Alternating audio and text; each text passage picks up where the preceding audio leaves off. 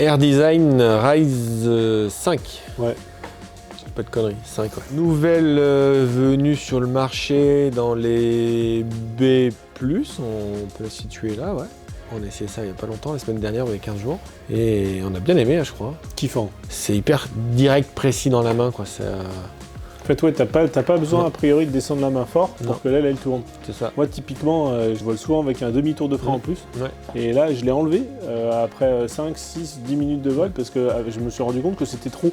Et l'aile, quand je mettais ce demi-tour de frein avec les appuis-solettes que je mets habituellement, je trouvais que l'aile, elle rentrait trop vite dans le virage. Je fais waouh! En fait, l'aile, elle a pas besoin de ça. Ouais, et puis peu de débattement, quoi. Ouais. Peu de débattement, et malgré tout, si tu baisses la main, t'as du débattement, quoi. Mais hyper intuitif, hyper ludique. C'est hyper précis, et pour faire du cross, c'est cool, quoi. Faut pas rentrer dans le B et acheter ça. Non. Ce sera trop direct dans la main, je pense. Il faudra qu'un pilote il soit passé déjà par une B-low, une B un peu sage, pour s'acclimater au dynamisme de l'entrée de virage pour que ce soit précis et qu'il soit pas surpris par les entrées un peu trop franches, quoi. Mais par contre, à l'inverse, je trouvais ça pour la catégorie. Prévenant, je sais pas si c'est le mot, mais en tout cas, c'est souple, quoi. Ouais. C'est pas un truc, des fois, des B+, je trouve qu'elles sont tranquilles. Bah, d'un coup, ça part de l'énergie sur comment tu rentres dans le thermique, comment tu te fais bouger. Bien, quoi. Et là, non, c'est assez linéaire dans son mouvement, c'est assez souple. Du coup, c'est hyper rassurant et c'est hyper plaisant. Des fois, tu as des B+, qui sont typés un peu grosses avec des virages un peu à la con, je trouve, qui tournent un peu carré là, parce que ça vole. Ouais. Là, non, c'est pas le cas. On a fait essayer à 3-4 pilotes derrière et les 3-4, ils ont eu le même retour sans qu'on leur ait dit quoi que ce soit.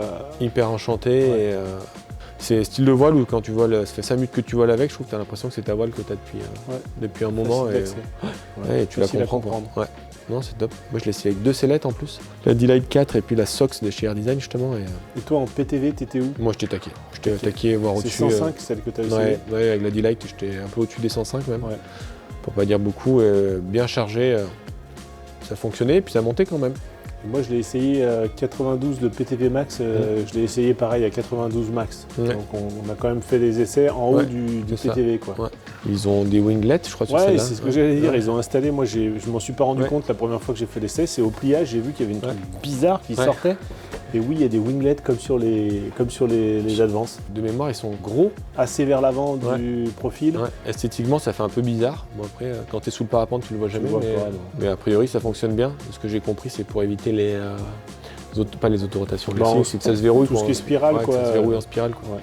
Et je crois que ça doit marcher parce qu'ils se mettent tous ça en mètres. Donc, il doit y avoir quelque chose. C'est ça. Quelque chose qu'Advance avait peut-être compris il y a quelques temps, qu'ils ont tous compris là, ou autre chose, je sais pas. Mais en tout cas, ils en ont, ouais.